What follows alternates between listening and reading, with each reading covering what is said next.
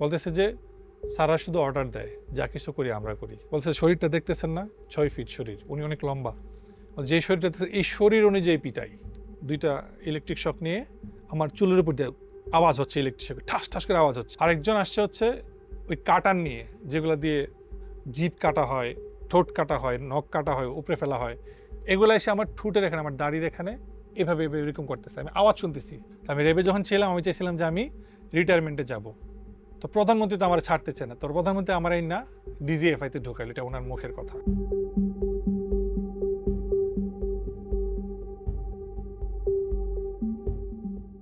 হঠাৎ করে ফেব্রুয়ারির 4 তারিখ আমার কাছে প্রথম ফোনটা আসে বিভিন্ন নাম্বার থেকে। প্রথমে ওনাদের হেডকোয়ার্টারের নাম্বার থেকে আমাকে ফোন দেয়। তারপরে যখন ওইটা না ধরি, তখন ওনাদের সেলফোন নাম্বার থেকে আমাকে ফোন দেওয়া হয়। আমি সেটাও ধরি না, কারণ এত ফোন আমার কখনো আমার ফোনে আসে না। 7 তারিখে শুধুমাত্র একটা দিনই মনে আমাকে ফোন করা হয় নাই। তো আমি তখন বলতেছি, দেখো এগুলা ফাইজলামি করছে। আমরা ডিসকাস করছিলাম আর কি, যে আমি আমার ওয়াইফ, যে এগুলো কোনো স্ক্যাম মনে হয়, স্ক্যাম, কোনো একটা বাজে উদ্দেশ্য নিয়ে ফোন দিচ্ছে, এরকম কিছু একটা। এই যে দেখো আজকে তো ফোন দিল না, আমরা এভাবে করতেছিলাম। 7 তারিখ ফোন দেওয়া নাই, 8 তারিখ থেকে আবার ফোন দেওয়া শুরু। 8 তারিখে ফোন দিল, আবার 9 তারিখে গ্যাপ, 9 তারিখে ফোন দেয় নাই। তারপরে 10 তারিখ থেকে আবার ফোন, ফোন তো ধরছি না আমরা। 12 তারিখে আমার ওয়াইফকে ফোন দেওয়া হলো। ফোন দিয়ে আমার ওয়াইফকে নানান রকমের, প্রথমে তো থ্রেড দেয় না, প্রথমে ভাবি আসসালামু আলাইকুম, উনি ওনার পরিচয় দিছে, আমার নাম নওফেল। আমার ওয়াইফ জানতে চাচ্ছে, আপনার নাম বলেন, আপনি আপনার নাম বলছেন না কেন, আপনি ফোন দিয়েছেন, আপনার পরিচয় তো বলবেন আগে, আপনি পরিচয় ছাড়া আপনি কিসের কি? হ্যাঁ, তো বলছে যে আমার নাম নওফেল, এরকম বলার পরে আপনার হাজব্যান্ড তো বিভিন্ন অপরাধমূলক কাজের সাথে, রাষ্ট্রদ্রোহী কাজের সাথে সম্পৃক্ত, আপনি আপনার হাজব্যান্ডকে একটু কালকে পাঠান আমাদের অফিসে। আমার ওয়াইফ বলতেছে যে কেন আমার হাজব্যান্ড ওইখানে যাবে কেন, আর আপনার পরিচয় কি?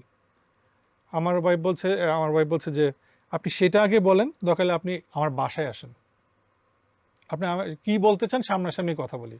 আর সেটাও যদি না পারেন, আপনি তো পুরুষ মানুষ, আপনি রেস্টুরেন্টে বসেন, কালকে কোথাও বসি আমরা, সেখানে কথা বলি। তো যে অবশ্যই বসবো আমরা, আপনি একটু আপনার হাজব্যান্ডকে একটু পাঠান, আমরা ওনার সাথে একটু কথা বলবো, অনেক দাওয়াত খাওয়া যাবে, অনেক কিছু করা যাবে। তো এইভাবে করলো। তারপর বলতেছে যে ভাবি একটু রাখেন, আমার স্যার আমাকে ডাকছে, আমি আপনাকে আবার 5 মিনিট পরে ফোন দিচ্ছি, এই বলে ফোনটা রেখে দিল। তা মানে ফোন রাখার আগে বলতেছে যে আপনি কিন্তু 5 মিনিট পরে ফোন দিবেন, আমার ওয়াইফ বলছে, আমি আপনার কলের জন্য ওয়েট করছি, আপনি কিন্তু 5 মিনিট পরে আমাকে কল দিবেন। তো জি ভাবি, আমি কল দিচ্ছি। তারপর 5 মিনিট পরে আবার কল দিচ্ছে। তো আমার মনে হলো যে ওনাদের আশেপাশে অনেক মানুষজন, হয়তো বা আমার কল রেকর্ড হচ্ছে বা এরকম কিছু একটা, বা আমি কোনো একটা স্ক্যামের মধ্যে ফেসে যাচ্ছি, এরকম কিছু একটা। আবার ফোন দিল, তাহলে যে ভাবি, ভালোভাবেই বলছি, ভদ্রভাবেই বলছি, আপনি কালকে আপনার হাজব্যান্ডকে পাঠান, আমরা বেশিক্ষণ সময় নিব না, 10 মিনিট কথা বলবো। আপনি তো এই এলাকাতেই পড়াশোনা করেছেন, আপনি কি না বলে এখানে স্কুলে পড়েছেন, আদমজিতে কলেজে পড়েছেন, মানে ওর ব্যাপারে অনেক ইনফরমেশন জানে। তো বললো যে ঠিক আছে, আপনি, আমার ওয়াইফ তখন বিরক্ত হয়ে ফোনটা রেখে দিছে। তো এইভাবে গেল। 13 তারিখে তখন থেকে আমাদের মধ্যে কেমন একটা সিচুয়েশনটা কেমন খারাপ হচ্ছে আর কি, আস্তে আস্তে বাসার সিচুয়েশনটা কেমন যেন, মানে তো 13 তারিখে হঠাৎ করে, তখনও পর্যন্ত আমরা আমাদের অন্যান্য ফ্যামিলি মেম্বারদেরকে ব্যাপারগুলো জানাইনি। 13 তারিখে আমি ঈশান নামাজ পড়ে বাসায় ঢুকলাম, বাসা ভর্তি মানুষ। তখন আমার খালা দেখি কথা বলছে আমার মামার সাথে। তো মামা, ওই যে বললাম যে লেফটেন্যান্ট কর্নেল আমার মামা, উনি অবসরে গিয়েছেন। তো উনি তখন বাংলাদেশে ছিলেন না, উনি ব্যাংককে ছিলেন। তো মামা তখন ফোন দিল যে আমার খালার সাথে কথা বলছিল। তো খালা আমাকে বলতেছে যে রানা, তোমার মামা তো ফোন দিছে, তোমার সাথে কী ব্যাপার নিয়ে যেন কথা বলবে, একটু কথা বলো তো। তারপর আমি পাশের রুমে গেলাম, পাশের রুমে গিয়ে মামার সাথে কথা বলছি। মামা আমাকে বলতেছে যে তুই এই নামে কাউকে চিনোস, এই যে একজন লেফটেন্যান্ট কর্নেল আমাকে ফোন দিয়েছে। আমি বললাম যে কে, আমি তো চিনি না। বলে যে আমাকে ফোন দিচ্ছে, তোকে যাইতে বলতেছে। তো আমি জিজ্ঞেস করলাম যে কী রিজন। তো বললো যে স্যার, আপনাকে বলা যাবে না, আমরা তো যে কোনো কারণেই মানুষকে ডাকতে পারি, আপনি তো আমাদের প্রসিডিওর জানেনই, যে কোনো কাজে আমরা ডাকতে পারি। তো আমাকে এইভাবে বলছে, আমাকে খুব রিকোয়েস্ট করে বলছে। আবার এটাও বলছে যে আমাদের আর 2 দিন আছে আমাদের শিফটটা, যদি আমাকে মানে আমার কাছে আসে শিফট, মানে উনি যদি আসেন তাহলে ভালো হবে। যদি এই কাজটা যদি অন্য কেউ নেয়, মানে অন্য শিফট কারো কাছে যদি পড়ে, তাহলে তখন এটা স্যার আমাদের হাতে আর থাকবে না। আমার মামাকে এটা বলছে আর কি। মানে আমাদের কাছে উনি আছেন, খুব উনি সেফ থাকবেন, বাট অন্য কেউ যদি এই কেসটা হ্যান্ডেল করে তাহলে আমরা বলতে পারছি না সেটা কি হবে। তো এটা একটা কাইন্ড অফ একটা থ্রেড, মামাকে একটা থ্রেড দিল। তারপরে মামা আমাকে বলল যে ভাগ্নে একটা কাজ কর, ওরা তো রাষ্ট্রীয় প্রতিরক্ষা গোয়েন্দা সংস্থা, ওনারা অনেক কারণেই ডাকতে পারে। কোনো কিছুর ব্যাপারে যদি জিজ্ঞাসাবাদ করতে চায়, ওনারা তো ল অ্যান্ড এনফোর্সমেন্ট এজেন্সি একমাত্র পিএম মেনটেন করে, ওনাদের কোনো আইন আদালতের কোনো বিষয় নাই, একদম সরাসরি শেখ হাসিনা এটা মেনটেন করে। সো ওনারা যদি ডাকে কোনো কারণে আমরা যেতে বাধ্য। এটা আমার মামা বলতেছে আর কি, তুই যা, সমস্যা নাই। উনি বলছে আমার সাথে ফোনে লাইনে থাকবে, বললো যে 10 মিনিটের বেশি রাখবে না, তুই নাস্তা করবি, চা খাবি, কথা বলবি, আমার সাথে ওনারা লাইনে থাকবে। ঠিক আছে, রাতটা খুব বাজে গেল আমাদের ফ্যামিলির মধ্যে। তখনই জানলো যে এরকম কেউ আমাদেরকে প্রায় লাস্ট 15 দিন ধরে ডিস্টার্ব করছে, ফোন দিচ্ছে, ব্ল্যাঙ্ক কল আসতেছে। হ্যাঁ, বিভিন্নভাবে আমরা আজকে 15 দিন ধরে খুব মানে ডিস্টার্ব, ফ্যামিলি মেম্বাররা তখনই জানলো। তারপরে বাসায় একটা খুব বাজে একটা অবস্থা। তো মামা আবার বলে দিল, মামারই একজন মামার সাথে কাজ করে, আগে আর্মিতেই উনি ছিলেন।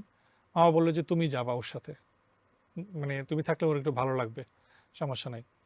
তো ওই দিক দিয়ে আবার ওই আঙ্কেলকে, যে আঙ্কেল আমার সাথে যাবেন, সে আঙ্কেল আবার দেখলাম যে আমার খালাকে ফোন দিচ্ছে বারবার। ফোন দিয়ে বলতেছে যে ওনাদের স্যাররা আমাদের সাথে কন্ট্যাক্ট করতেছে, ওইখান থেকে ডিজিএফআর এর স্যাররা কন্ট্যাক্ট করতেছে, মানে ওনারা হচ্ছে মানে কর্নেল, ব্রিগেডিয়ার জেনারেল টাইপের আর কি। ওই পোস্টের লোকজন আমাদেরকে যোগাযোগ করছে। ওনাদের একটা পছন্দ আছে, একটা মানে ওনাদের একটা ডিমান্ড আছে। ডিমান্ডটা কি? ওনারা একটু লেটেস্ট আইফোনটা চাচ্ছে, একটা লেটেস্ট আইফোন চাচ্ছে। যদি এটা দিয়ে দেয় ওরা আর যেতে হবে না, মানে আমাকে আর যেতে হবে না কালকে সকালে। তো ওনার ছেলে মেয়েরা পছন্দ করে আইফোন লেটেস্ট। তো আমার বাসায় তখন আমার ওয়াইফের জন্য আমি 15 Pro Max, যেটা লেটেস্ট যেটা আইফোন, ওইটা কিনলাম ওর জন্য, ওকে গিফট করব। তো ওইটা আমার ওয়াইফ তখন শুনলো ব্যাপারটা, তো বলছে আমার কোনো দরকার নাই, আমার ফোন দিয়ে দাও, কোনো সমস্যা নাই, তোমার যাওয়ার দরকার নাই, ফোন দিয়ে ঝামেলা বিদায় করবো না, টাকা পয়সা লাগবে, টাকা পয়সা লাগলে টাকা পয়সা দিয়ে দাও, এভাবে বলতেছে আমার ওয়াইফ। সকাল হলো, সকালে আমি ফজর নামাজ পড়লাম, তাহাজ্জুদ পড়লাম। তারপরে সকাল 6টার দিকে বের হলাম আমি, আমার ওয়াইফের সাথে, আমার ওয়াইফের ফ্রেন্ড আছে সাথে। আমরা মিরপুরে নামলাম। মিরপুরে নামে মিরপুরে আমার এক খালা থাকে, ওনার বাসায় গেলাম। ওনার বাসায় গিয়ে ওই যে আঙ্কেল আমাকে নিয়ে যাবে, ওই আঙ্কেল বলল যে বাসায় যত মানুষজন আছে সবার সিমগুলো খুলে ফেলো, সবার সিমগুলো খুলে ফেলো, কোনো অ্যান্ড্রয়েড ফোন, কোনো বড় মানে আইফোন থাকতে পারবে না, কোনো ডিভাইসওয়ালা ফোন থাকবে না, সবার সিমগুলো খুলে ফেলো। তো আমরা জিজ্ঞেস করছি কেন? তোর যে মামা বেশি কথা বললেন না আপনারা, এটা নির্দেশনা আছে, এটা নাকি নির্দেশনা আছে যে আমাদের ফোন ট্র্যাক হচ্ছে, আমাদের গতিবিধি লক্ষ্য করছে, আমরা কি করছি না করছি সব কিছু। তা বলে যে আপনারা এটা করেন, 7-8টা ফোন কিনেন, নর্মাল ফোন, নোকিয়া যে ফোনগুলো 1200 থেকে 2000 টাকা দামের এরকম। তো আমরা মানে 8টা 9টার মধ্যে, 10টার মধ্যে তো দোকান খুলে ফেলে, এরকম 8-9টা ফোন আমরা কিনছি, নর্মাল ফোনগুলা। তো সবাইকে দিয়ে দেওয়া হইলো। এমন একটা আতঙ্কের মধ্যে রাখা হয়েছে যে তারা ফোন অন করতে পারবে না। হ্যাঁ, ফোন অন করলে খবর আছে আমাদের, মানে আমাদের এরকম একটা বাজে একটা ইয়ে আছে যে ফোন অন করলে সবার খারাপ কিছু হবে। 7:35, 7টা 7:30টার মধ্যে আমরা ওইখানে দাঁড়িয়ে আছি। একদম সিরাজ খালেদা মেমোরিয়াল হসপিটালটার পাশেই হচ্ছে টেস নামে একটা ডিপার্টমেন্টাল স্টোর আছে আর্মিদের। টেসটার সাথেই একটা পুরাতন গেট এবং 2 তলা একটা পুরাতন বাড়ি, একদম সাথে লাগানো। পুরাতন পোস্ট অফিস হাতের বাম পাশে, সামনে হচ্ছে সিএমএইচ, একটু গিয়ে সামনে সিএমএইচ। তো 7:30 থেকে ওখানে ওয়েট করছি। 8টার সময় যখন আমি ঢুকবো, তখন অলরেডি দেখলাম যে ওনাদের যে খাতা থাকে, লিস্ট করে, নাম লিস্ট করে যেখানে, ওইখানে আমার নাম লেখা রানা, এন্ট্রি, মানে আমি এন্ট্রি করব এই টাইমে, আমার এন্ট্রি, ওরা এটা লিখে রাখছে অলরেডি। আমি গিয়ে সাইন করলাম। যখন ঢুকলাম তখন একদম এয়ারপোর্টের মতো স্ক্যান করা হলো। যখন ইমিগ্রেশন ঢুকি না, যখন সিকিউরিটি চেক ইনে আমরা যাই, পুরা স্ক্যান করা হলো, আমার ওয়ালেট টোয়ালেট ফোন টোন যা আছে ওনারা রেখে দিল, ওই আঙ্কেলেরও সব কিছু রেখে দিল, রেখে ওনাকে যে রিসিপশন রুমটা ছিল ওইখানে বসায় রাখলো, আমাকে শুধু ঢুকতে দিল, বললো যে আপনি না, কিন্তু কথা ছিল উনিও সাথে যাবে, 10 মিনিট মামা ফোনে লাইনে থাকবে, ওই আঙ্কেলের সামনে আমাকে যা জিজ্ঞাসাবাদ করা করবে, তারপর আমাকে ছেড়ে দিবে।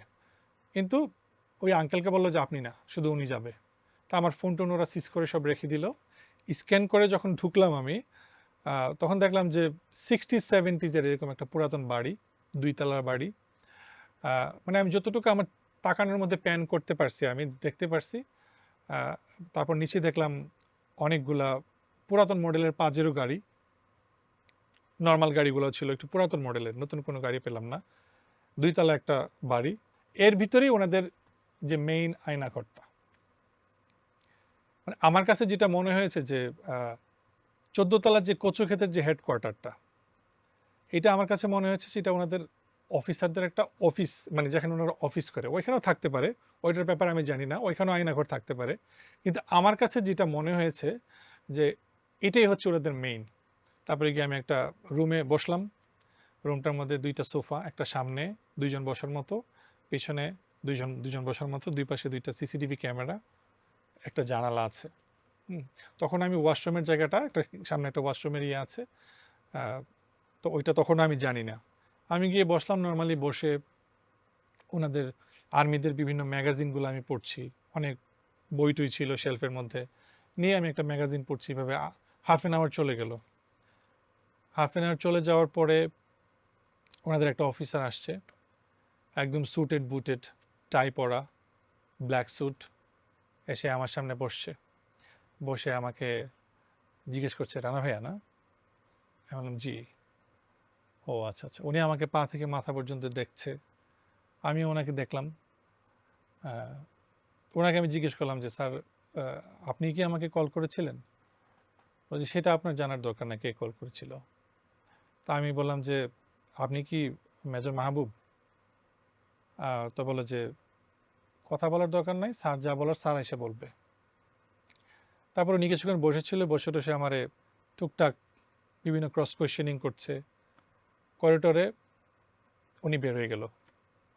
বের হয়ে যাওয়ার পরে এর 15-20 মিনিট পরে আমি তখন অলরেডি বসে বসে একদম নর্মালি, একদম নির্ভার নিশ্চিন্তে আমি, কারণ আমি জানি যে ওনারা আসলে 10 মিনিট কথা বলবে আমার সাথে, তারপর তো আমি বাসায় চলে আসব। আমার সব কিছু নর্মাল, আজকে যে আমার এত বড় একটা অনুষ্ঠান, আমার অ্যানিভার্সারি অনুষ্ঠান, সব কিছু ঠিকঠাক। আমার মাথায় ওইটা একটা বারের জন্য কাজ করে নাই যে ওরা আজকের দিনটাতে আমার সাথে ম্যাচ করবে ভয়াবহভাবে। তারপরে ওনাদের যে মেইন অফিসার যে, উনি আসলো। উনি একটা ক্রিম কালারের স্যুট পরা ছিল, টাই পরা, ওনারা সবাই স্যুট পরা, স্যুটেড বুটেড, আর কোমরের মধ্যে একটা পিস্তল আর ওনাদের ডিজিএফআই এর আইডি কার্ড ঝুলছে প্রত্যেকের কোমরের মধ্যে। তারপরে এসে বসলো, বসার পরে আমাকে বলতেছে হেই ডু ইউ নো এটা কোন জায়গা, ইংলিশে আমাকে বলছে। তাই বললাম যে না আমি জানি না। তো বললো যে জানার কথা না, আমার বলতেছে জানার কথা না।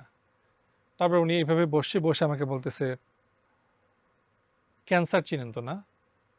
ধরেন পায়ের মধ্যে ধরেন ক্যান্সার হইলো, তখন আমরা কি করি? ধরেন আপনার এখানে ক্যান্সার হইলো, আমরা তখন কি করি? পাটা কেটে ফেলে দিই, তাই না? যে আপনি ওই জায়গায় আসছেন। এটা হচ্ছে ওনার প্রথম কথা স্টার্ট আমার সাথে। তারপরে বললো যে শুরু করেন। আমি বললাম স্যার হোয়াট, কি শুরু করব? বলছে শুরু করেন, আপনি কি কি করেন, কি কি করছেন সব আমরা জানি।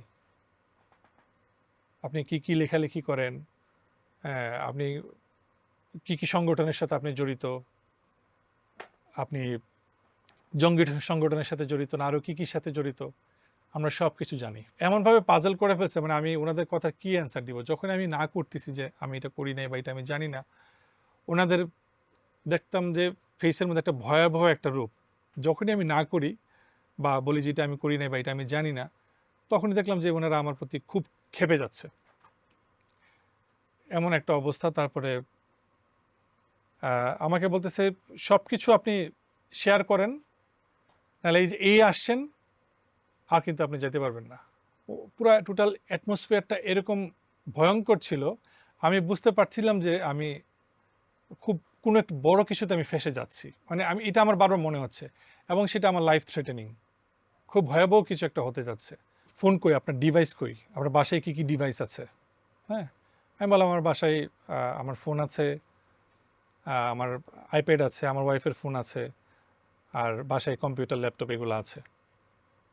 তো বললো যে আমাদের তো এগুলো লাগবে, আমাদের এগুলো লাগবে বলে ওনারা বলে যে আপনার ফোনটা কই, ফোনটা দেন। আমার ফোনটা নিয়ে নিল ওনাদের কাছে। ফোনটা নিয়ে ওনারা আমার সোশ্যাল মিডিয়ার প্রত্যেকটা ইয়েতে আমার পাসওয়ার্ডগুলো ওনারা একটা কাগজ দিল, কাগজের মধ্যে লিখতে বললো। আমি আমার সোশ্যাল মিডিয়ার পাসওয়ার্ড টাসওয়ার্ড সব কিছু আমি ওনাদেরকে একটা পর্যায়ে বলছিলাম যে মানে আপনারা আমার সোশ্যাল মিডিয়াতে আপনারা কেন ঢুকবেন? তা বলে যে কোনো কথা বলবেন না, একদম মেরে ফেলবো। ওনারা আমার সোশ্যাল মিডিয়াতে ঢুকলো, আমার পাসওয়ার্ড নিয়ে প্রত্যেকটা ইয়েতে ঢুকলো। হঠাৎ করে বলল যে আমার বাসায় ফোন দিয়ে বললো যে আপনি আপনার বাকি ফোনগুলা, আপনার বাসায় কি কি ডিভাইস আছে এগুলা নিয়ে আসতে বলেন। তারপরে আমি আমার ওয়াইফকে ফোন দিলাম যে বাসার ফোন আর তোমার ফোন যা যা আছে এগুলা নিয়ে আসো। তো আমার ওয়াইফ ফোন নিয়ে আসলো। তো মোহাম্মদপুর থেকে ক্যান্টনমেন্টে আসা, ওই দিন আবার ভ্যালেন্টাইন্স ডে, রাস্তায় হিউজ জ্যাম। ও একটা মেয়ে মানুষ, রাস্তায় গাড়ি ওইভাবে অ্যাভেলেবেল না, আমাদের যেহেতু কার নাই, সো সিএনজি ছাড়া কোনো ভরসা নাই। সো ওই মুহূর্তে সিএনজি পাওয়াটা খুব টাফ ছিল, কারণ আমি ওনাদের কাছে বন্দি, ও বাসায় এত কিছু টেক কেয়ার করতেছে, বাসায় যে কেউ রান করবে এই বিষয়গুলোতে, কারণ অন্য অন্য বিষয়গুলো তো অন্যদের টেক কেয়ার করতে হবে। তো ও ফোনগুলো নিয়ে আসলো, নিয়ে এসে ওনাদের কাছে দিল। ওনাদের একটা লোক আসছে, বাইকে করে আসছে। পরে আমি যেটা শুনতে পারলাম আর কি, যারা এই ডিভাইসগুলো পিক করলো, জাহাঙ্গীর গেটে আসলো, ওই যে ক্যাপ্টেন্স যে রেস্টুরেন্টে, ওইখানে দাঁড়াইতে ওরা বলল, ওইখান থেকে ডিভাইসগুলো নিল, নিয়ে বলে যে আপনি চলে যান, আমাদের স্যার সব কিছু ইয়ে হওয়ার পরে ওকে ছেড়ে দিবে। তারপর আমার ওয়াইফ, ও তো এদিক দিয়ে কান্নাকাটি, খুবই বাজে অবস্থা, ও এখান থেকে যাবে না যাবে না এমন একটা অবস্থা। আমার ওয়াইফের সাথে ওর একটা ফ্রেন্ড ছিল, ও কোনো মধ্যে বুঝে টুঝে একবার প্রথমবারের মতো বাসায় নিয়ে গেল। ওরে তখনও থ্রেট দেওয়া হয়েছে যে বাসায় গিয়ে যেন ও কাউকে কিছু না বলে। ও বাসায় গেল, বাসায় গিয়ে ও 5 মিনিটও বসতে পারলো না। ওই মুহূর্তে আবার আমাকে দিয়ে ফোন করে বলা হলো যে পাসপোর্ট লাগবে, আমার পাসপোর্ট লাগবে। আমার পাসপোর্ট চাওয়া হলো। আমি আমার ওয়াইফকে তখন আবার ফোন দিলাম, মানে ওরাই ফোনটা দিল, ফোন সব কিছু তো ওদের কাছে। আমার ফোনটা দিল, আপনি আমার ওয়াইফকে বলেন পাসপোর্ট নিয়ে আসতে আপনার, কারণ আমার পাসপোর্টে আমি আমি বলছি যে আমি দেশের বাইরে পড়াশোনা করেছি, আমার ইউকের ভিসা আছে সব কিছু। তো বলে যে এই ওর পাসপোর্টটা নিয়ে। আমি আমার ওয়াইফকে ফোন দিলাম, বললাম যে তুমি পাসপোর্টটা নিয়ে আসো। তারপরে ও পাসপোর্টটা নিয়ে আসলো, আবার এইভাবে মোহাম্মদপুর থেকে সিএনজিতে করে। তারপর ও যখন পাসপোর্টটা দিয়ে যখন দাঁড়ায় রইল, আবার কিছুক্ষণ পরে বলল যে বাসায় আর কি ডিভাইস আছে। তারপরে ওরা কাইন্ড অফ তুই তুকারিতে চলে আসলো। এর আগ পর্যন্ত আপনিতে ছিল, তুই তুকারিতে চলে আসলো। তারপর বলতেছে আর কি ডিভাইস আছে। আমি বললাম যে আমার ওয়াইফের একটা আইপ্যাড আছে, বাসায় পিসি আছে, তো যত ডিভাইস আছে সব আমাদের লাগবে, আর যদি আমরা যাই তোর বাসায় তাহলে ইট উইল বি ম্যাস, এভাবে বলতেছে। তো বুঝতেই তো পারতেছেন কি ভয়ঙ্কর অবস্থা হবে। তারপরে আমি আমার ওয়াইফকে আবার দেওয়া হলো আমাকে আইপ্যাড নিয়ে আসার জন্য। আমি ওকে আবার ফোন দিলাম, আইপ্যাডটা লাগবে তোমার। আইপ্যাডে ওর সব পড়াশোনার, ওর বইপত্র, ওর মেডিকেলের যত জিনিসপত্র সব ওর আইপ্যাডের মধ্যে ছিল, যেগুলো ওর খুব প্রয়োজনীয় জিনিসপত্র। ওর আইপ্যাডটার কথা আমি বললাম পরে, ও তো একদম, কারণ ওর অনেক প্রিয় আইপ্যাডটা, এটা দিয়ে আমরা মুভি দেখি রাত্রেবেলা নেটফ্লিক্সে। তারপরে আইপ্যাডটাও নিয়ে আসলো। নিয়ে আসার পরে ওই দিক দিয়ে আবার আমার মামা যে ব্যাংককে আছে, মামা আবার ওই অফিসারকে ফোন দিল যে কী ব্যাপার, আপনি আইপ্যাডের কথা কেন বলেন, ওকে তো 10 মিনিটের বেশি রাখার কথা না, এতক্ষণ ধরে ওকে কেন আটকে রাখছেন, কি হয়েছে? বলে স্যার আপনাকে আমি এসব পরে বলবো। ফোনটা রাখার পরে ওনারা কাইন্ড অফ একটা বাজে গালি দিয়ে, মামাকে একটা বাজে গালি দিয়ে বলতেছে যে উই ডোন্ট নিড ইউর মামা, এভাবে বললো আর কি, খুব বাজেভাবে বলে ফোনটা রেখে দিল মানে পরে। তারপরে আইপ্যাড নিয়ে আসা হলো, পাসপোর্ট নিয়ে আসা হলো, ফোন ওনাদের কাছে, সব কিছু ওনাদের কাছে, ওনারা সব কিছু সিজ করলো।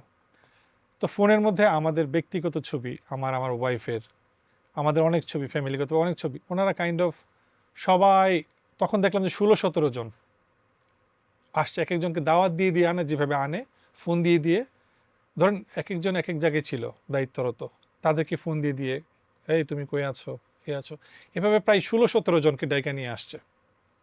কেউ পায়ে উপরে এভাবে পা উপরে তুলে বসছে সোফার উপরে, কেউ এভাবে কারো ঘাড়ে হাত দিয়ে, মানে এটা যেন একটা, আমি যেন একটা একটা জলসা ঘর, একটা তামাশা ঘর, আমি একটা তামাশার মধ্যে পড়ে গেছি, সবাই কাইন্ড অফ আমাকে নিয়ে একটা তামাশা করত।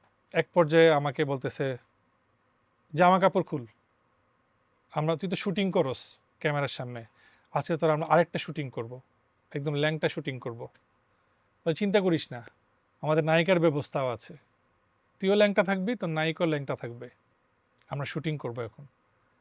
তারপরে আমার জামা কাপড় খুলতে নিছিল, ঠিক ওই মুহূর্তে ওনাদের মহিলা একটা অফিসার বলতেছে কি স্যার শুটিং করছেন নাকি, তা বলতেছে জি জি ম্যাম। তো ওই মহিলাটা ঢুকছে পরে, আমি তো এইভাবেই ছিলাম, আমি তো আর দেখি নাই, বাট ভয়েসটা শুনলাম। তো তখন ওই মহিলার কারণে হয়তো আমার জামা কাপড়টা খোলা হয় নাই আর কি। তো তারপরে একটু পরেই, কিছুক্ষণ পরেই সবাইকে দাঁড়া করালো, যে অফিসারগুলো ছিল, ওনাদেরকে দেখে আমার বেশ কয়েকজনকে মনে হয়েছে তারা বাংলাদেশি না, কারণ তাদের অ্যাকসেন্ট, বডি ল্যাঙ্গুয়েজ, আমাদের বাংলাদেশিদের ফিগার তো আমরা জানি কীরকম। তো এক একজনকে পরিচয় দিচ্ছিল, মানে তাদের মানে এক একজনের আইডেন্টিটিটা এইভাবে ওনারা বলতেছিল যে আমি এতটা এনকাউন্টার করছি। একজন বলতেছে, প্রথম যে বলছে আপনি আমার চিনেন চিনেন না এখনও পর্যন্ত, কিন্তু এখন চিনবেন, এই হাত দিয়ে 157 জনকে এনকাউন্টার করছি, এভাবে দেখাচ্ছে 157 জনকে এনকাউন্টার করছি। আরেকজন বলতেছে 154 স্যার, আরেকজন বলতেছে স্যার আমার 60-এর উপরে হয়েছে। হ্যাঁ, এভাবে সবাই, মানে কতজনকে তারা মারছে এবং গুম করছে সেই বিবরণ আমাকে দিচ্ছিল প্রত্যেকে। এভাবে কন্টিনিউয়াসলি দিল, দেওয়ার পরে তারা চলে গেল। তারপর ওই 3টা অফিসার পুরো টাইমটাতে ছিল আমার সাথে। এর আগে যতক্ষণ তামাশা করার আমার সাথে, আমাকে মেন্টালি টর্চার করার আপু, সেটা করছে। তারপরে তারা দিস্তার পর দিস্তা কাগজ, সাদা কাগজ নিয়ে আসছে আমার কাছে, বলে যে আপনি এত লেখালেখি পছন্দ করেন, আজকে আপনার ইতিহাস লিখেন, যত মনে চায় ইতিহাস লিখেন, বাট সত্য লিখতে হবে। দিয়ে আমাকে এতগুলো সাদা পেপার দিল, কাগজ দিল আমাকে। আমি বললাম যে আমি কী লিখবো? বলে যে আপনি এটা করছেন, জঙ্গি এটা করছেন, এটার সাথে জড়িত ছিলেন, জামাত শিবির, আপনি এই পোস্ট করছেন, এই সব কিছু আপনি লিখেন। তা আমি, আমার কাইন্ড অফ ফোর্সফুলি সব কিছু করাচ্ছে, লিখাচ্ছে, এই করছে। লিখে দেখে আবার ওনারা পড়ে একজন একজনকে শোনায়, মানে স্কুলের পড়ার মতো আর কি, একজন একজনকে শোনাচ্ছে। তো বলছে আবার লেখেন। তা আমি প্রথম ভাবলাম যে হয়তো আমার লেখায় মানে কোনো ভুল হয়েছে, এই জন্য আমাকে আবার লিখতে বলছে। 2বার গেল, 2বার আবার লিখলাম সেম জিনিসগুলা, লিখলাম, অনেকগুলো পেজ দিছে, লিখলাম। লিখার পরে ধরেন সবসময় তো এক সেন্সে আমি লিখতেছি না তা না, একটা মিস্টেক হইতে পারে, একটা অক্ষর বা একটা লাইন বা একটা সেন্টেন্স বা একটা ওয়ার্ড মিস হতে পারে। এটার সাথে আগেরটা কেন ম্যাচ করলো না, আগের লেখাটা কেন ম্যাচ করলো না, একটু আগে যেটা লিখে দিলাম, সেই জন্য তারা খেপে গেছে, ওইটা ছিঁড়ে ফেলছে, ছিঁড়ে আমাকে আবার মুখের উপর ছিঁড়ে মারছে যে আমি আবার যেন লিখি। এভাবে মনে আমি এক দেখে 1.5 দিস্তা আমি লিখছি, শুধু আমার হাত ব্যথা হয়ে গেছে, আমি জীবনে এত, আমার এক্সামে এত লেখা লিখি নাই আমি। তো এভাবে লিখলাম। লেখানোর পরে ওনারা স্ট্যাম্প নিয়ে আসলো, 300 টাকার স্ট্যাম্প, একটু পরে নিয়ে আসলো, তখন সন্ধ্যার দিকে 14 তারিখে স্ট্যাম্প নিয়ে আমাকে ইচ্ছা মতো জোর জবরদস্তি করে আমি এই সংগঠনের সাথে কি হক্কাতুল জিহাদ আর কি কি জিহাদ, বিভিন্ন কয়েকটা জিহাদ সংগঠনের, এগুলো আমাকে লিখতে বললো। আমি অনেক কিছু আমাকে লিখাইছে, এই দিয়ে পিস্তল টিস্তল তাক করা অলরেডি আমার আমার আমার ইয়েতে। এর একটু পরেই আমি যখন স্টেটমেন্টটা দিলাম, লিখে দিলাম, লেখা দেওয়ার পরে ওনারা একজনকে বলল যাও জিনিস নিয়ে আসো, জিনিস নিয়ে আসো, কথাটা ছিল এটা, এভাবে। তো একজন গেল, একটু ইয়াং টাইপের একটা ছেলে, ওনাদের ভিতরেই। তারপরে কয়েকজনকে ফোন দিল এইভাবে, কয়েকজনকে ফোন দিল, এক একজনের কাছে এক এক জিনিসপত্র। একজন নিয়ে আসছে শক, যেটা ইলেকট্রিক শক প্যাকেট, নতুন একটা প্যাকেট খুললো, পলিথিন থেকে বের করে সুন্দর করে এভাবে আমাকে দেখাচ্ছে, আমার কাছে এনে এভাবে দেখাচ্ছে, মানে আমার মুখের কাছে এসে আমাকে এভাবে ভয় দেখাচ্ছে। তারপরে আরও কয়েকজনে মিলে এমন এমন কিছু অস্ত্র নিয়ে আসছে, যে অস্ত্রগুলো আমি নেটফ্লিক্সে থ্রিলার মুভিতে, সাইকো থ্রিলার মুভিতে আমি দেখেছি। এরকম লোহার রডের মতো এরকম বড়, এতটুকু হবে একটা অস্ত্র। এটা চতুর্দিকে লোহার কাটার মতো, চতুর্দিকে শুধু ধরার মতো একটা স্টিকের মতো এই জায়গাটা আছে, আর পুরো জায়গাটা হচ্ছে লোহা দিয়ে, চতুর্দিকে লোহা। এটা একটা দেখলাম। তারপরে হরর থ্রিলার মুভিতে যেগুলো দেখি, সাইকো থ্রিলার মুভিগুলোতে যেগুলো টর্চার সেলগুলোতে যেইগুলো ইউজ করা হয়, মানে আমি বাংলাদেশে কোনোদিন চিন্তা করি না যে এরকম কোনো অস্ত্র বা এরকম কিছু আছে, এমন টাইপের কিছু প্লাস বা কাটার, যেগুলো দিয়ে নখ কাটা হয়, নখ তুলে ফেলা হয়, জিব্বা তুলে ফেলা হয়, চোখ তুলে ফেলা হয়, বিভিন্ন রকমের, মানে এভাবে রাখছে একটা জায়গার মধ্যে, এটা মানে আমার চোখের সামনে রাখছে আর কি। এগুলা 20 থেকে 25টা হবে, মানে এই অস্ত্র আমি আমার জন্মের পরে কোনোদিন দেখি নাই। তো এগুলো রাখছে, রাখার পরে একজন এসে আমার এখানে পা তুলছে, পা তুলে আমার চুলের উপর দিয়ে ইলেকট্রিক শর্ট দিয়ে আমার শরীরে টাচ করে নেই। একটা ভালো জিনিস হয়েছে, সেটা এই 2 দিন ওদের কাছে ছিলাম, আমার বডিতে টাচ করে নেই তারা, কিন্তু ওরা আমাকে ভয় দেখাইছে। একজন এখানে পাটা রাখলো, পাটা রেখে 2টা ইলেকট্রিক শক নিয়ে আমার চুলের উপর দিয়ে আওয়াজ হচ্ছে, ইলেকট্রিক শকে ঠাস ঠাস করে আওয়াজ হচ্ছে, কিন্তু আমার গায়ে দিচ্ছে না। আরেকজন আসছে হচ্ছে ওই কাটার নিয়ে, যেগুলো দিয়ে জিভ কাটা হয়, ঠোঁট কাটা হয়, নখ কাটা হয়, উপরে ফেলা হয়, এগুলো এসে আমার ঠোঁটের এখানে, আমার দাড়ির এখানে এভাবে এভাবে এরকম করতেছে, আমি আওয়াজ শুনতেছি। আমার তখন এমন লাগতেছে মনে হচ্ছে আমি পাগল হয়ে যাব, মানে আমার দমটা তখন বের হয়ে যাচ্ছে, এমন একটা অবস্থা, আত্মাটা ধুকধুক করতেছে, এরকম একটা সিচুয়েশন যে আমি মনে এখনই মারা যাব। ওরা মানে কিছু একটা ম্যাচ করবে আমার সাথে, খুব বাজে কিছু করবে। এইভাবে চললো প্রায় 30 থেকে 40 মিনিটস, এভাবে চললো, কিন্তু আমার গায়ে ওরা টাচ করতেছে না। তারপর একটা জম টুপি ছিল, কালো জম টুপি, যেগুলো ফাঁসিতে ইউজ করা হয়, আমাকে বলতেছে জম টুপিটা পরাও মাথায়। একজন আসছে আমার জম টুপি পরাইতে, আরেকজন বলতেছে হাতে হাত কড়া লাগাও। হ্যাঁ, তারপরে একজন এসে আমার হাতে হাত কড়া লাগাই ফেললো। জীবনের প্রথমবারের মতো আমার হাত কড়া আমি দেখলাম সামনে, আমি লাইভ দেখছি হাত কড়াটা পরাইলো। আরেকজন জম টুপিটা পরাইতে যাচ্ছিল। তবে আমি যতটুকু বুঝতে পারছিলাম, মানে পরে আমি বাসায় এসে এত মাস, এই 6 মাস আমি চিন্তা করছি, পুরো একটা ভিজুয়াল করছি যে বিষয়গুলো মানে এরকম হতে পারে। তো জম টুপিটা পরাইতে গিয়েও আমাকে আর পরায় নাই, ঠিক আছে। হাতে হ্যান্ডকাফ লাগানো ছিল, হ্যান্ডকাফটা 2 মিনিটের মতো রাখছে, তারপর খুলে ফেলছে। খুলে এগুলা ওরা আবার ওই জায়গাটা রেখে দিছে। মানে ওরা আমাকে বলছে যে সোফা থেকে উঠ, দাঁড়া দাঁড়া, আমাকে দেয়ালে পর্যন্ত লাগাই ফেলছে, আমাকে আমার বডি ধাক্কা দিয়ে এভাবে। ওরা আমাকে মারে নাই, কিন্তু ওরা আমাকে বুকে ধাক্কা দিছে, এভাবে ধাক্কা দিছে, পর আমি দেয়ালে গিয়ে এভাবে লাগছে আমার। তারপরে এইভাবে তুলছে অনেকবার, কিন্তু গায়ে আঘাত করে নাই, অনেকবার তুলছে। এটার জন্য আমি ওদের কাছে আমি মানে কি বলবো, কাইন্ড অফ কৃতজ্ঞ। আমাকে একবার বলতেছে একজন যে আপনাকে বিভিন্ন কেসে ফাঁসানো হবে, আপনাকে আজকে এই ধরনের একটা কেসে আসছেন আপনি, আপনাকে আরেকটা কেসে নিয়ে যাওয়া হবে। বলছি এগুলো আমরা রেগুলার করে বিভিন্ন নামে বেনামে বিভিন্নভাবে ওনাদেরকে ফাঁসায়।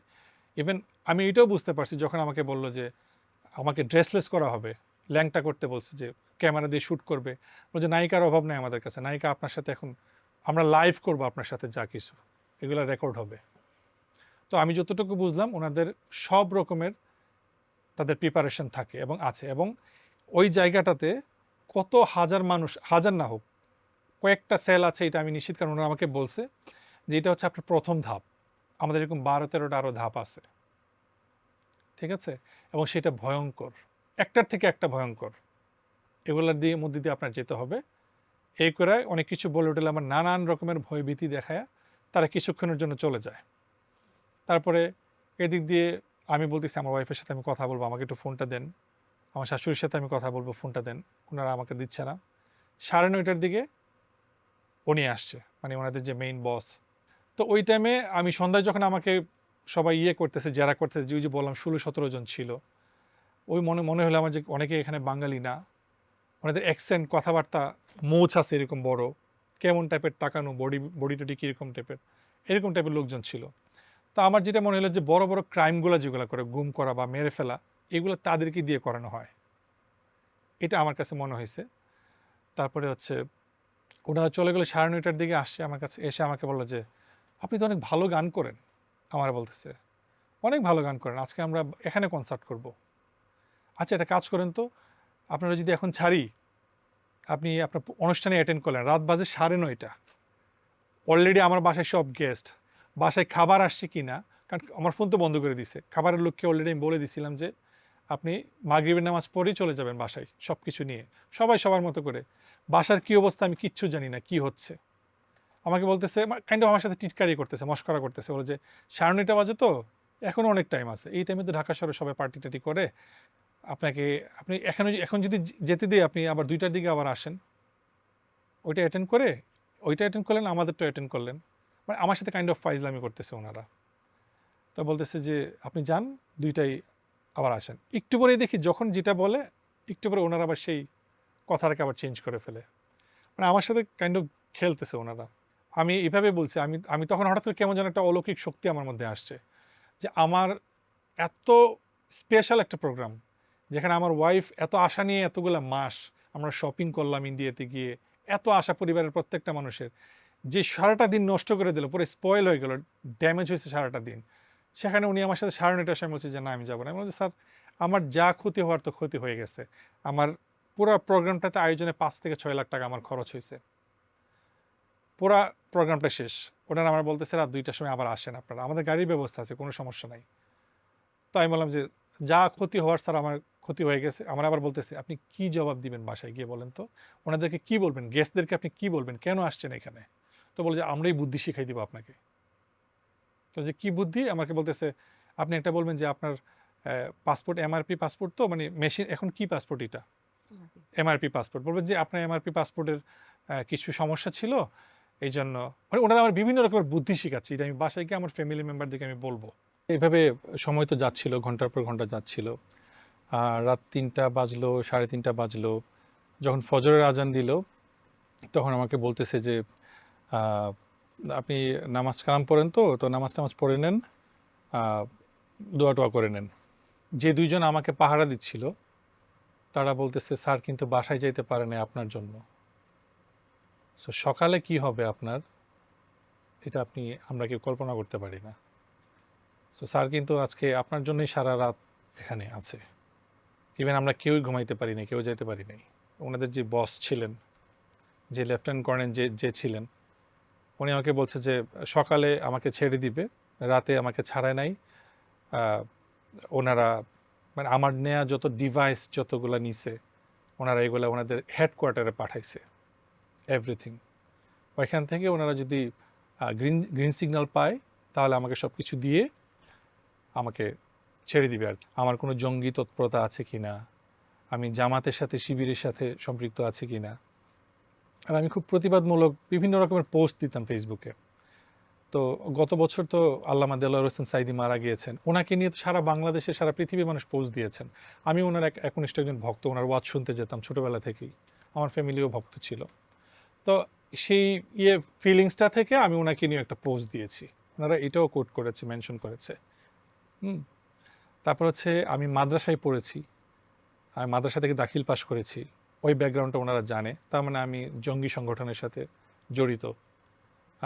আমার বাসায় ওনারা তল্লাশি চালাবে, আমাকে বলছে যে এখনও সময় আছে, বাসায় আর কি কি ডিভাইস আছে ডিভাইসগুলা আমাদেরকে দিয়ে দেন, যদি আমরা সার্চ করে কিছু পাই, ইট উইল বি ম্যাস, ভয়ঙ্কর কিছু হবে, কিন্তু আমরা ওই পর্যন্ত যেতে চাই না, এটা বলল। তারপর সকাল যখন হলো, সকাল হওয়ার পরে উনি ঘুম থেকে উঠলো, মানে ন্যাপ থেকে উঠলো, উঠে আমাকে বলতেছে বসেন। আমি কি স্যার আপনার তো আমার সাথে ব্রেকফাস্ট করার কথা, তারপর আমার বাসায় যাওয়ার কথা, বসেন। তারপর উনি চলে গেল। এটা হচ্ছে 15 ফেব্রুয়ারি, 2024। তো সকাল থেকে নিয়ে আমি ওই সোফাটাতে যেখানে এসে আমি প্রথম বসছি, ওইখানে এসে বসছি। নতুন আরেকজন অফিসার আসছে, আর্মিদের হেয়ার কাট যেরকম থাকে, ক্যাজুয়াল টি শার্ট পরা, একটা জিন্স পরা। উনি জিজ্ঞেস করতেছে কোথায় পড়াশোনা করছেন, আমার ব্যাপারে জিজ্ঞেস করছে, আমি অ্যান্সার দিচ্ছি, ওকে ফাইন। তারপর ফোন টিপছে, আমি আবার ওনাকে জিজ্ঞেস করছি এই যে সারা রাত এখানে আপনারা ডিউটি করেন, আপনাদের আসলে এক্সাক্ট টাইমটা কোনটা, কোন টাইমে আপনারা অফিস করেন? বলছে আমাদের কোনো টাইম নাই, আমরা ঘুমাইও না। তারপর সকালে ব্রেকফাস্ট নিয়ে আসলো। 14 তারিখের ব্রেকফাস্ট ছিল একদম ওরস্ট, মানে এমন ওরস্ট। আমাকে একটা স্যান্ডউইচ দিয়েছে, পচা স্যান্ডউইচ, মানে মুখে নেওয়ার সাথে সাথে দুই দিক দিয়ে এটা বের হয়ে গেল। মানে খুব বাজে লাগছে স্মেলটা, আমার কাছে ভালো লাগে নাই। 15 তারিখ সকালবেলা আমাকে 2টা পরোটা দিল, ডাল ভাজি দিল, এটা দিয়ে বলে যে আপনি নাস্তা করেন। আমি বললাম যে আমি কিছু খাবো না। তো বলে যে সব কিছু কিন্তু কাউন্ট করা হয়, আপনি খাবেন না কেন, আপনার জন্য আনা হয়েছে, বাধ্য হয়ে আপনি খাইতে হবে, এরকম একটা ব্যাপার। রাত্রেবেলা আমাকে ওনাদের যে মেসে রান্না হয়, আর্মিদের যে স্টাফ যে মেসে রান্না হয়, মানে খুবই মানে খাওয়ার মতো অবস্থা না আসলে, আমার ভালো লাগেনি আসলে। আমাকে দেওয়া হয়েছে, মানে কাইন্ড অফ জোর করে আমাকে খাওয়ানো হয়েছে, ভাত খাওয়ানো হয়েছে। আর হচ্ছে আইডেন্টিফাই করার জন্য ওদের ওই যে পানির বোতল দেয়, লেখা আছে সেনা কল্যাণ সংস্থা, সেনা বা এরকম কিছু একটা, মাম পানিও আছে আবার এরকম দেখলাম। তো এটা ছিল। তো 15 তারিখের কথা বলছি। 15 তারিখে সকাল থেকে নাস্তার পরে 2জন লোক 3জন লোক সারাক্ষণই আমার রুমে ছিল। মানে তারা হচ্ছে যে যারা ওনাদের অ্যাসিস্ট্যান্ট, বিভিন্ন কাজগুলা করে, মানে মানে নিম্ন পর্যায়ের পোস্ট আর কি তাদের, তারা আমাকে মানে গার্ড দিচ্ছিল আর কি। অফিসাররা ওই দিন থেকে সকাল থেকে আমার সাথে আর কোনো কমিউনিকেশন নাই, ওনারা আর আসতেছে না। 14 তারিখে তো আমার সাথে যা ভয়াবহ কিছু করছে, আমাকে ভয়ভীতি দেখাইছে, মেন্টালি টর্চার যাকে বলে। তো একজন গার্ডের সাথে আমার গল্প হচ্ছে, উনি বলছে আমার বাড়ি কোথায়, আমি বললাম যে ব্রাহ্মণবাড়িয়া। ও আচ্ছা আচ্ছা, ব্রাহ্মণবাড়িয়া, তো আমার তো এখানে ট্রেনিং ছিল, আমি 3 মাস শীতের সময় ট্রেনিং করেছি উইন্টারে। উনি ওনার গল্প করতেছে, আখড়াতে উনি ছিল, বিভিন্ন রকমের গল্প করতেছে। মানে আমার সাথে ভালো বিহেভ মানে ওই 2টা মানুষই করছে আমার সাথে। একজন যে ছিল একটু মিডল এজ, উনিও আমাকে বলছে এই জায়গাটা খুবই খারাপ। মানে উনিও আমাকে কাইন্ড অফ অবস্থাটা বোঝাচ্ছে যে এই জায়গাটাতে কী হয়।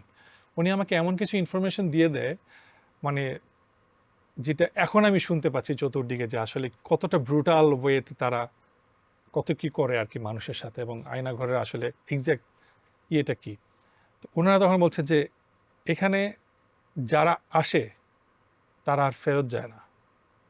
হ্যাঁ, আপনি কি জন্য আসছেন সেটা জানি না।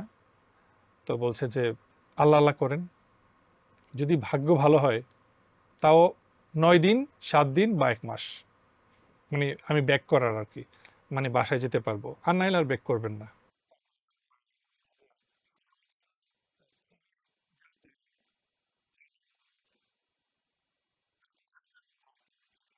ওনারা শুধু এইটাই বললো যে প্রচুর, মানে এই প্রচুর দিয়ে আমি বুঝতে পারি যে এখানে থাউজেন্ডস অ্যাবভ, অনেক মানুষ এখানে। উনি কিছুক্ষণ গল্প টল্প করলো, গল্প টল্প করার পরে ধরেন উনি ওয়াশরুমে গেল বা লাঞ্চ ব্রেকে গেল বা কোনো কিছুর জন্য গেল, আরেকজনকে দিয়ে গেল। হ্যাঁ, উনি আবার আমার সাথে গল্প, ভালো বিহেভ করতেছে, কথাবার্তা বলতেছে। আর উনি আবার এমন এমন গল্প করতেছে যে ধরেন ওনাদের বসদের সাথে ওনারা সাথে আছে, ওনাদের একটু পাওয়ার আছে, যা ইচ্ছা তা ওনারা করতে পারে এই ডিজিএফআই এর নাম ভাঙিয়ে। হ্যাঁ, সো ওনারা আবার বলতেছে যে আমার গ্রামে এমন একটা কিছু হয়েছিল, জায়গা সম্পত্তি নিয়ে বিভিন্ন কিছু নিয়ে অনেকগুলো টাকা এক জায়গায় পেতাম, তো টাকাটা দিচ্ছিল না। হুম, তো ও তো জানে না যে আমি আসলে কোন জায়গায় কাজ করি। তা আমি আমার বসকে বললাম যে স্যার, 15-20 লাখ টাকা তো আমার জায়গার দাম, এরকম এরকম টাকাটা দিচ্ছে না, কি করতে পারি? তো বস আমার বলছে, এভাবে ইশারা দিয়ে বলছে আর কি। তো বলছে এরপরের দিন আমি বাড়িতে গেলাম, বাড়িতে উনি বলতেছে বাড়িতে গেলাম, একটা রান্দা নিলাম, বলে যে একটা রান্দা নিলাম, বলে যে আমরাই তো গভর্নমেন্ট, সরকার তো আমরাই, আর ডিজিএফআই তো জানেন না কি জিনিস, এখানে কথা বলবে শুধুমাত্র শেখ হাসিনা, এছাড়া আর এখানে কোনো কথা বলার কিছু নেই, কোনো আইন আদালত নাই এখানে। তো গেলাম, বাড়িতে গেলাম, স্যারে তো পারমিশন দিয়েই দিছে। তো যে ভাই ওনারে পাইছি খুঁজে সেরা গিয়ে যে আমার টাকাটি মারছে বা সম্পত্তি যে যার কাছে এতদিন ধরে আছে। তো বলতেছে আমি আর কিছু বললাম না, গিয়ে কতক্ষণ কুপাইলাম, 20 থেকে 25 মিনিট। আমি কি বলতেছে লোকটা বয়স্ক ছিল, বাবার বয়সী, মায়া লাগছে, কিন্তু কি আর করা, কুপাইছি 20-25 মিনিট কুপাইছি। তারপরে স্যারের ফোন দিছি, স্যার বলতেছে যে চলে আয়। বলছে টাকাও নিছি, হেরে মারছিও, টাকাও পাইছি। এইভাবে আমাকে শোনাইতেছে। তো বলতেছে স্যারের মাথাটা আজকে নষ্ট আছে, এক হচ্ছে আপনার জন্য ঘুমাইতে পারে নাই সারা রাত, স্যার কিন্তু 2 তলাতে কিন্তু খুব চিল্লাচিল্লি করতেছে আমাদের সাথে। সো স্যার যখন একটু পরে আসবে আপনি খুব কেয়ারফুলি আনসার দিয়েন, সাবধানে কথাবার্তা বললেন, নাইলে কি হবে আপনি তো বুঝতেই পারতেছেন। বলতেছে যে স্যাররা শুধু অর্ডার দেয়, যা কিছু করি আমরা করি। বলছে শরীরটা দেখতেছেন না, 6 ফিট শরীর, উনি অনেক লম্বা, যে শরীরটা দেখতেছে এই শরীর অনুযায়ী পিটাই। তারপর বলতেছে যে এটা তো আপনার একটা মানে এটা হলো আপনার অভ্যর্থনা কক্ষ, আমরা বলতেছি এটা। বলছে এখানে এমন এমন রুম আছে যে রুম আপনি দেখলে আপনি নিজেই সেন্সলেস হয়ে যাবেন। মানে আমাকে এমনভাবে উনি কথা বলতেছে, এবং এটা শুধু গল্প না, খুশ গল্প না, এটা আসলেই আছে এখানে। তো ওই দিক দিয়ে যে আমাদের বাসার লোকজনের সাথে তারা কমিউনিকেশন করে টাকা পয়সার লেনদেন করতেছে, এটা তো আর আমরা জানি না, আমি জানি না। ওই মুহূর্তে আমি বাসায় এসে এগুলো শুনছি। তো ওই সকাল থেকে ওই স্যার যারা 14 তারিখে যে 3 জন ছিল অফিসার ছিল, তাদের চেহারা আর আমি দেখি না। ওই সারাদিন চলে গেছে, কারণ ওই সারাদিন তারা আমার ফ্যামিলির সাথে ডিল করছে, কত লাখ টাকা দিলে আমাকে ছাড়বে। সারাদিন কোনো কমিউনিকেশন নাই, আমার সামনে আসে না, একটু একটু আসে, আইসে একটা বলতেছে যে ল্যাপটপটা এখানে আছে আপনি ধরেন নাই তো, আমারে বলতেছে। পাশে একটা ল্যাপটপ রাখা ছিল আর কি ওনাদেরই, যেটা দিয়ে আমার ফেসবুক টেসবুক দেখছে, আমার অ্যাক্টিভিটি দেখছে। ও আপনি ভালো গানও করেন, আপনার তো অনেক মিউজিক ভিডিও আছে, এভাবে বলতেছে। হ্যাঁ, তো ধরেন নাই তো, আমি তো রাতে ছিলাম না এখানে। আমি বলছি নেভার, আমি ধরি নাই, কেন ধরবো আমি। বলে আমি ল্যাপটপটা নিয়ে ওনাকে আমি মানে আরেকজন যে অফিসার ছিল তাকে আমি ওই মূর্তি দেখছি আর কি। তারপর সে চলে গেল, ওনার চেহারা আর দেখি না আমি মোটামুটি বিকেল পর্যন্ত, আর ওনাদেরকে আর দেখি না। কারণ ওনারা তখন আমার ফ্যামিলির সাথে ডিলিং ব্যস্ত। আমার ফ্যামিলির লোকজনকে বলতেছে এই ব্যাংকে যান, এই ব্যাংকে এত টাকা দেন, আমাদের বসকে এত টাকা দিতে হবে, আমাদের স্যারকে এত টাকা দিতে হবে, অন্য নাহলে মানবে না। তারপর কি করছে, আমার যে ওয়ালেট টোয়ালেট সব নিয়ে গেছে, আমার ডেবিট কার্ড, আমার ক্রেডিট কার্ড, এভরিথিং তারা নিয়ে নিছে। সব কিছু নিয়ে কোন কোন ব্যাংকে আমার কত টাকা আছে, কত লাখ টাকা আছে, আমার ভিজিটিং কার্ড দেখে দেখে বলতেছে আপনি আর কি কি কাজের সাথে জড়িত আছেন বলেন। মানে এই বিষয়গুলো ওনারা জানতেছে যে আমার আমার ব্যাংক ব্যালেন্সটা কতটা হেলদি। আমার সব কিছু নিয়ে চলে গেল, ডেবিট কার্ড, আমার ক্রেডিট কার্ড, ক্যাশ টাকা ছিল কিছু, এগুলো ওনাদের কাছেই। আমার 4টা আইফোন, যেটা আমার ওয়াইফকে আমি ইউনিভার্সিটিতে গিফট করার জন্য এনেছিলাম আমি ইউএস থেকে, সেই ফোনটা পর্যন্ত তারা তাদের কাছে নিয়ে নিল। তারপরে এভাবে সকাল চলে গেল, দুপুর সন্ধ্যা হয়ে গেল।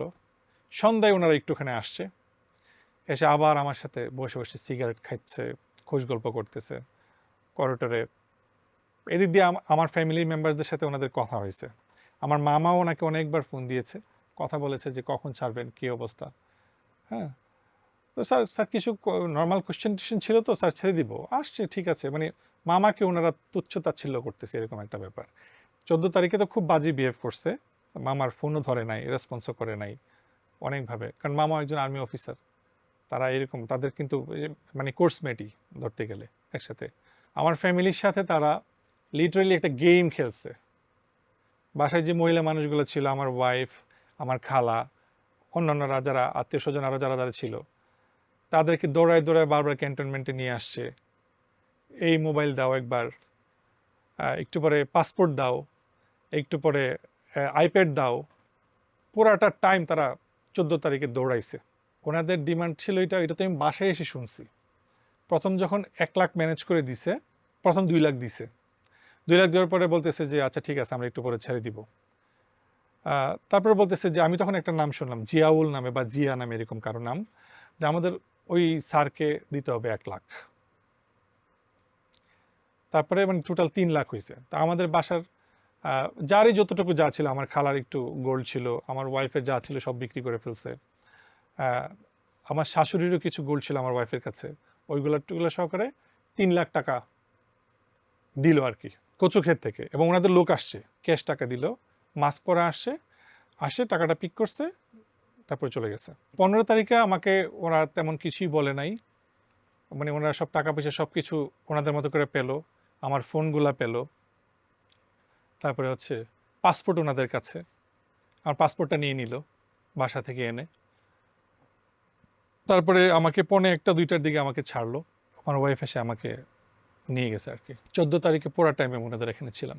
আমাকে বলা হয়েছে যে ওইখান থেকে যখন আমাকে ছাড়লো, আমাকে বললো যে, আমার ওয়াইফ ফ্যামিলিকে বললো যে এখানে যা কিছু হয়েছে 2টা দিন 2টা রাত যা কিছু হয়েছে, আমি যেন একটা 2 অক্ষর শব্দও যেন আমি বাইরে কোথাও এক্সপোজ না করি বা কাউকে না শেয়ার করি।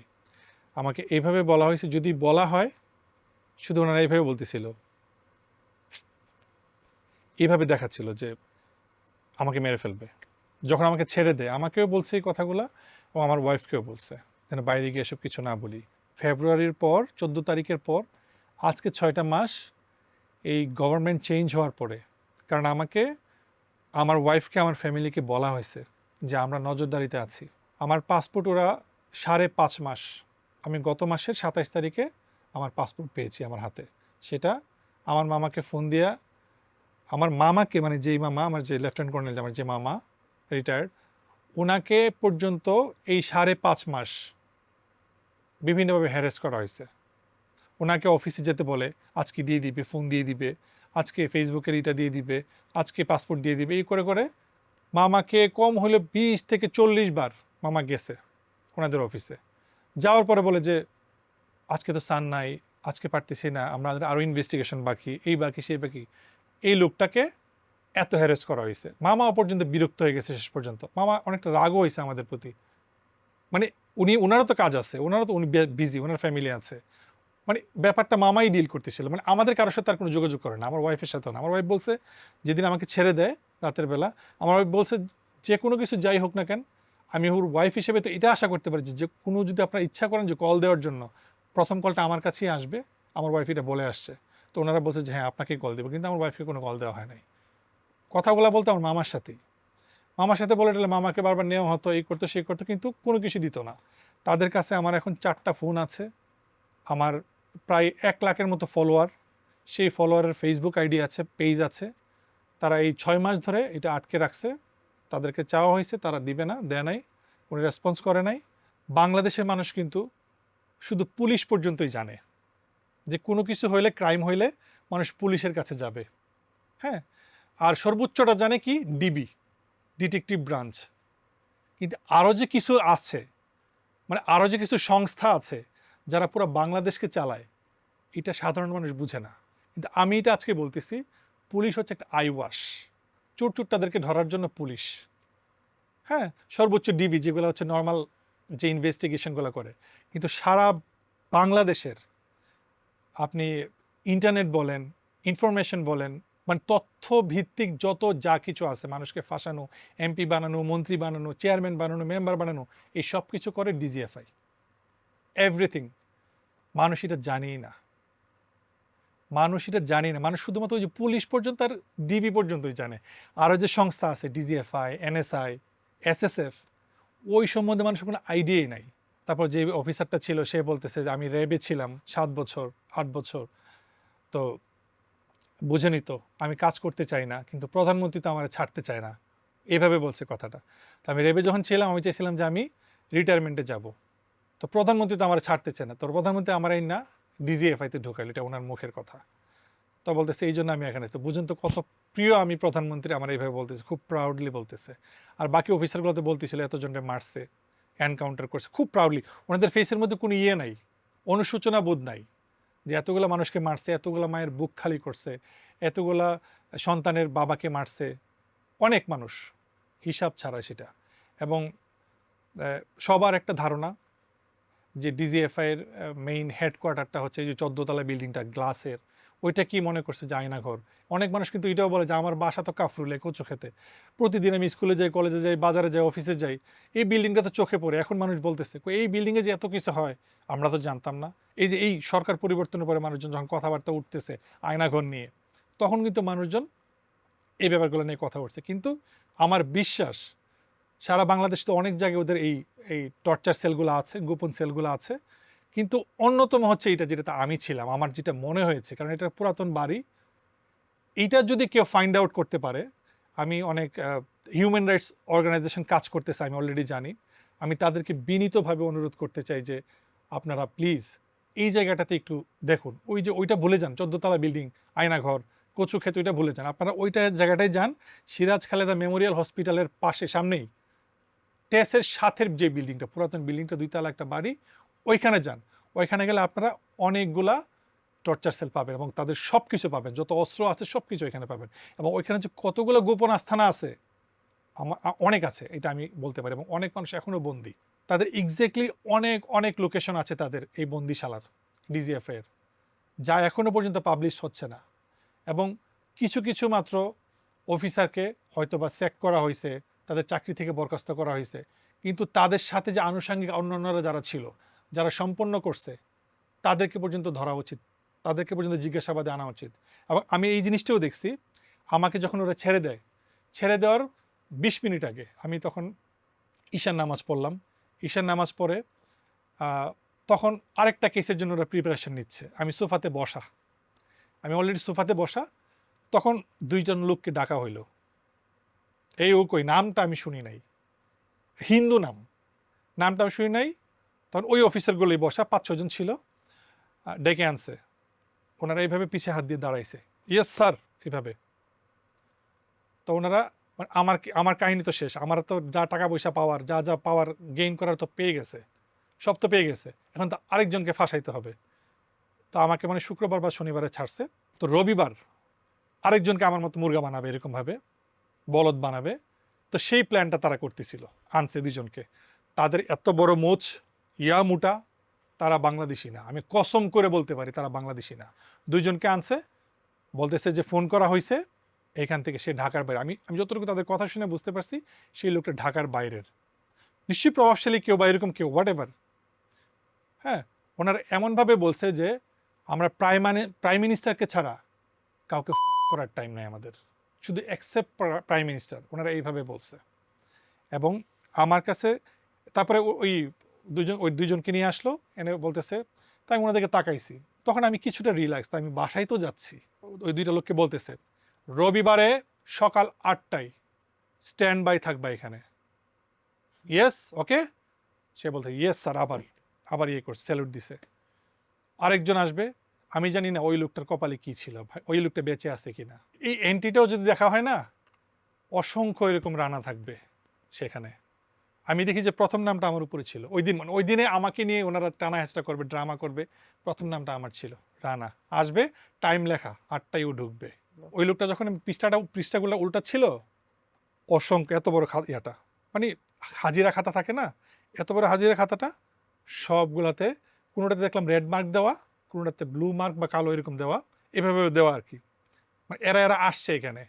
কিন্তু আমার বিশ্বাস বা খোঁজ নেওয়া উচিত যে তারা আদৌ তাদের বাসায় ফিরে গেছে কিনা, যারা এখানে আসছে। এখন একটা সাহস আসছে যে আমি কথা বলতে পারছি, আমি চিন্তাও করতে পারি না যে এই বিষয়গুলো নিয়ে আমি কোনোদিন কথা বলবো। তাই আমার বিশ্বাস, আমার ইচ্ছা যে আমার এই বিষয়গুলো অন্যদের মতো দেখা হবে।